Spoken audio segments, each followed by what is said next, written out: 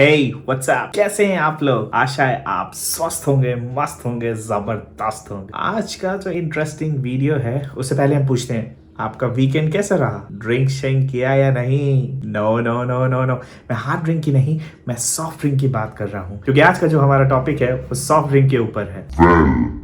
उससे पहले अगर आपको हमारे ऐसे वीडियोस पसंद आते हैं और आप चाहते हैं हमसे आकर के पढ़ाई करें, तो आप हमारे वेबसाइट पर विजिट कर सकते हैं www.ocpacademy.com। साथ ही साथ अगर आप हमें फोन करना है, फोन करके कुछ बात करना है, आप हमें कॉल कर सकते हैं नीचे दिए गए नंबरों पर 7506879980। मेल करके आप पूछ सकते हैं info@ocpacademy.com and info@ocphub.com। वेल, शुरुआत करते हैं इंटरेस्टिंग फैक्ट्स के ऊपर। आज का जो हमारा इंटरेस्टिंग फैक्ट्स है वो सॉफ्ट ड्रिंक मार्केट के ऊपर होने वाला है। कैसे 2, 3, 4, 5 और ऐसे ऐसे छोटे छोटे कंपनीज इंडियन मार्केट को डोमिनेट किया, इंडियन पॉलिटिक्स को ये डोमिनेट किया, और साथ ही साथ इन्होंने एक रेवोल्यूशन भी लेकर के आया इंडिया में। उससे पहले आपको हमारे चैनल को सब्सक्राइब करना होगा, लाइक करना होगा, शेयर करना होगा, और हाँ, कमेंट करना तो मत भूलना। लेकिन ये सारी चीज के बाद आपको बेल आइकन भी दबाना है। क्या बेल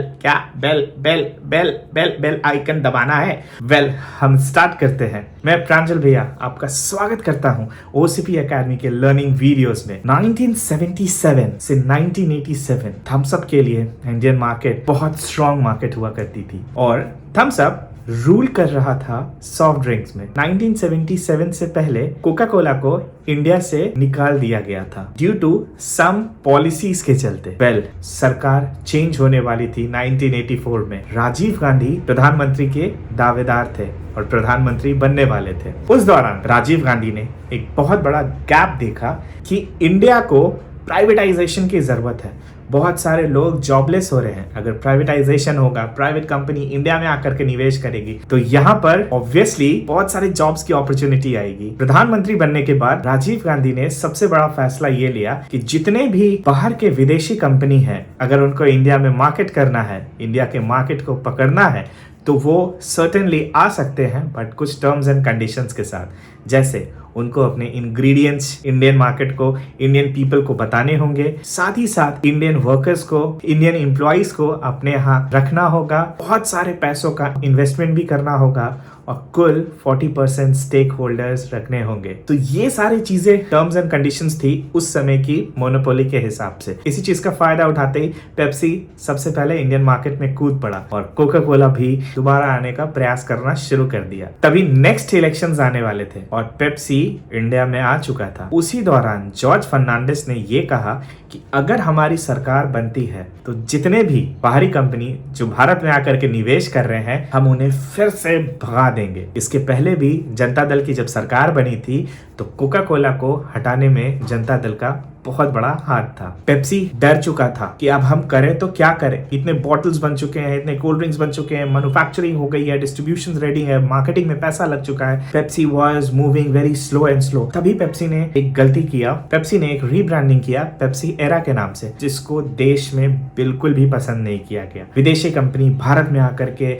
इस तरीके का मार्केटिंग कर रही है, इस तरह का प्रोडक्ट बेच रही है। फिर पेप्सी ने कुछ दिन के बाद पेप्सी लहर के नाम से रीब्रांडिंग, रीमार्केटिंग करके उसे आगे बढ़ाया। ये सब चीज हो रहा था, और इंडियन कंपनी थम्स अप कैसे पीछे रह सकती है। वेल, वो इंडियन कंपनी नहीं, इंडियन ब्रांड है। और पता है आपको थम्स अप की पेरेंट कंपनी कौन सी है? थम्स अप की पेरेंट कंपनी पार्ले है। आप जानते थे या नहीं? कमेंट में बताना, जरूर बताना आपको ये पता था कि नहीं। वेल, पार्ले ने उसी समय लिम्का को फिर से लॉन्च किया, और अच्छे स्ट्रॉन्ग तरीके से लॉन्च किया, और साथ ही साथ उसने एक और ट्रिक अपनाई, लिम्का बुक ऑफ रिकॉर्ड्स भी बनाया। इसमें जितने भी प्लेयर्स थे, सोशल एक्टिविस्ट थे, या ऐसे लोग जो सबसे पहली बार वो काम करते हैं, या आउट ऑफ द बॉक्स जा करके काम करते हैं, या सोसाइटी के लिए कुछ अच्छा करते हैं, उनके नाम इसमें डॉक्यूमेंटेशंस होते थे। फिर से लिम्का को मार्केट में लाया गया। फिर 90s का दौर आया और कांग्रेस की सरकार आई। डॉक्टर मनमोहन सिंह बने हमारे फाइनेंस मिनिस्टर, और बनते ही उन्होंने सबसे अच्छी बात कही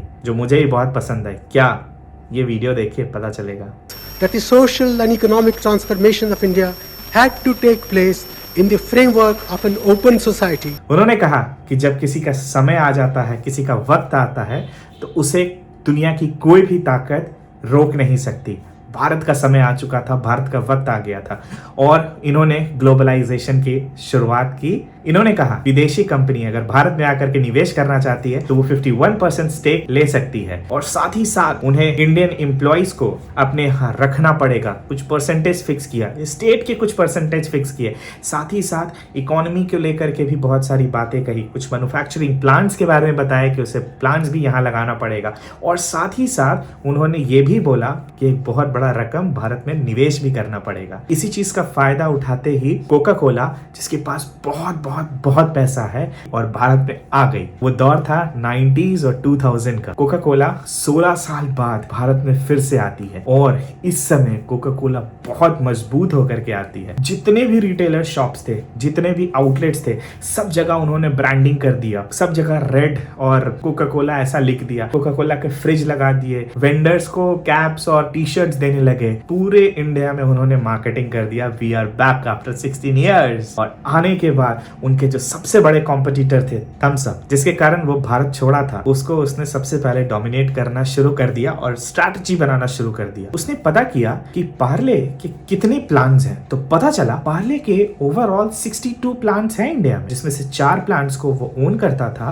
58 प्लांट्स उसके वेंडर्स फ्रेंचाइजी संभालते थे। उसका दिमाग चला कोका कोला का। भाई साहब, उसने क्या किया, जितने भी वेंडर्स थे उन सारों को जाकर के खरीद लिया। वो क्या बोला कि भाई तुम बॉटल कितने का बनाते हो? तो सपोज फॉर एन एग्जांपल वो एक बॉटल बनाता था 1 रुपए का। उसने बोला तुम अगर बॉटल नहीं बनाओगे तो मैं पर बॉटल तुम्हें 100 रुपया दूंगा। सोचो, तो उसके 100 गुना, 100 मल्टीपल्स गुना उसको बॉटल नहीं बनाने का पैसा दिया कोका कोला ने और बोला सिर्फ तुम्हें 2 महीने तक बॉटल्स नहीं बनाने हैं और ये सारे पैसे हम एडवांस में आपको दे देंगे। भाई वेंडर्स ने बनाना छोड़ दिया और जो 4 इनकी खुद की यूनिट्स थी वो प्रोडक्शन कर रही थी। फिर कोका कोला ने क्या किया, थम्स अप इतना ज्यादा मार्केट में है, कैसे हम अपना टेस्ट लोगों तक पहुंचाएं, किस तरीके से लोगों तक अपना टेस्ट पहुंचाएं और अपने टेस्ट को लोगों के जहन में उतारे। कोका कोला ने क्या किया, अपने डिस्ट्रीब्यूटर्स को बोला, पार्टनर्स को बोला कि जितने भी थम्स अप के केन्स हैं, ट्रक्स हैं, कैरेट्स हैं, आप सबको परचेस कर लो। फिर वर्ल्ड वाइड पूरे के पूरे डिस्ट्रीब्यूटर्स ने